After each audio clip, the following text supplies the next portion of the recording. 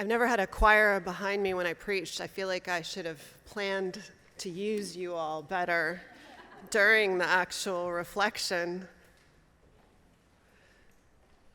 The first church that I served as a called minister was in Washington, D.C. It was the Universalist National Memorial Church, the cathedral of Universalism before the two denominations merged. And the older members, they would talk about some of the greatest history, like they would introduce me when I first arrived to Eleanor Webb, who was a woman in her 80s by then, and the last person alive who'd been in one of Clara Barton's Sunday school classes.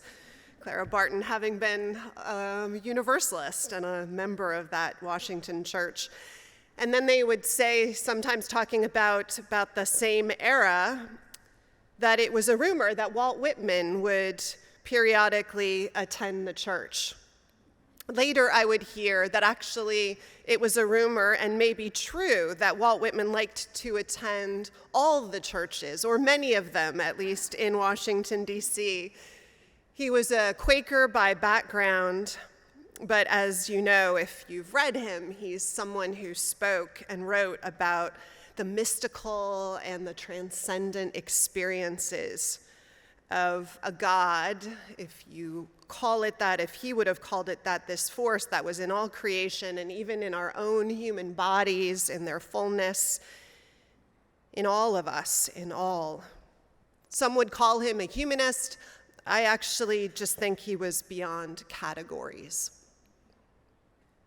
He certainly broke up categories, broke them wide open. His formal education was over by the age of 11, which I find remarkable. But his informal education in the books he found in libraries and the news and opinion pieces and art he discovered while working as a printer and as an editor and a writer for newspapers and periodicals, all of that, I guess, was part of his graduate school education in art and life and the letters. One of his early transformative relationships, something that transformed his own relationship to mind and body and soul, was the novel Consuelo by George Sand. Sand, the nom de plume of Amandine Lucille Aurore Dupin, Baroness Dudevant, was a popular and a shocking novel in the themes and the choices that were made about what to depict, but also George Sand was provocative in her own life and the freedoms and gustos she expressed in everything, her own sexual and gender expression, the choices that she made that were themselves category busting. And at 23, Whitman, reading this novel by Sand, thought it a masterpiece. And it deeply shaped his view of nature and freedom, the quality of women and men in their lives and relationships to each other, sexuality and bodies and spirituality, all would be these themes in Whitman that he would take up, and the permission and invitation that he felt to break genres and mores wide open.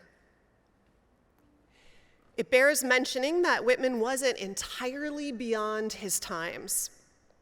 Although he opposed, for instance, the expansion of slavery into the Western territories, he was not completely aligned with the abolitionists, and he didn't see beyond all the false narratives around race, in fact, in some ways perpetuating some of them in some of his writing and thinking. So his category-shattering mind had its limits. Having said that, there are so many angles to his life and his work. The project that he had to try and capture a distinctly American voice, the connection that he had to the transcendentalists at the time. I don't know if you know, but Leaves of Grass had 8 different publications and versions with different editions and edits throughout those different editions, and the first edition met with some lukewarm and maybe affronted or, surprised reception. And it was self-published, and it was Ralph Waldo Emerson's enthusiastic reception of it that some credit for it actually getting off the ground as something that got a hearing in public the way it did. Whitman's personal life is something that lots of people have spent lots of time writing and thinking about, debating about. His freestyle verse that he championed. But for today, it seems like the place to ground ourselves is in music. Whitman had no formal training in music, and yet, as you all know, the theme and metaphor and language of music resounds in his work.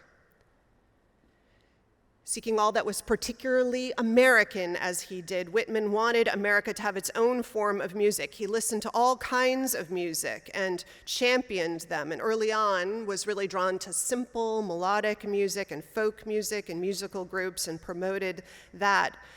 And maybe not surprisingly, as a result, when he first heard opera, he rejected it as something not just foreign but contrived.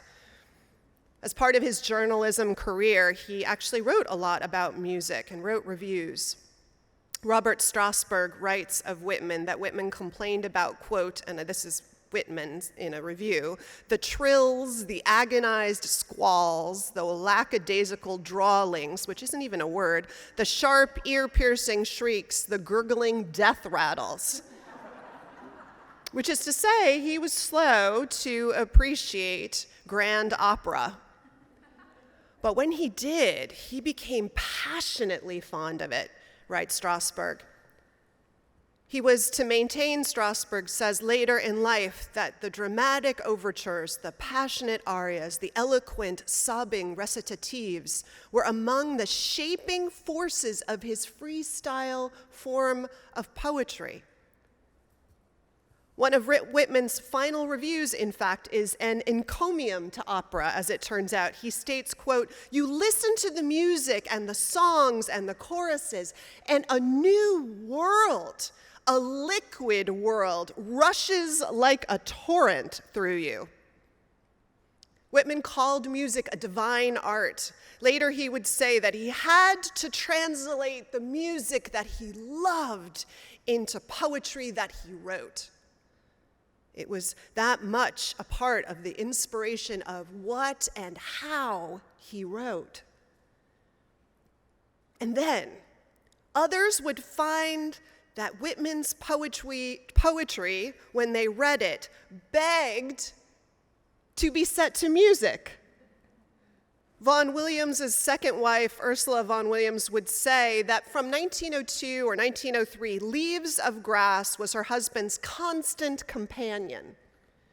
Those words and setting them to music, literally making them sing, would inspire Vaughan Williams to write when other larger projects, particularly his Sea Symphony, or Symphony No. 1 as it's also called, had ground to a creative halt. And so it seems there is this delightful lineage that runs with and through Walt Whitman. There is the groundbreaking risk and permission to write and live one's full self into being that he finds in the works of George Sand, and the torrent that opera and other music released inside him. There's how all of it gives rise to groundbreaking themes and forms in his own conception of poetry and its purpose. And then there is how this poetry swept up other minds and hearts into that same torrent of challenge and permission and creativity unleashed in the ways that we've already heard and the ways that we will hear. So many courageous invitations that were given and accepted that took people into unknown regions to break the sound barriers, if you will, of how and what we speak of in this life, and Whitman's extraordinary place in it all.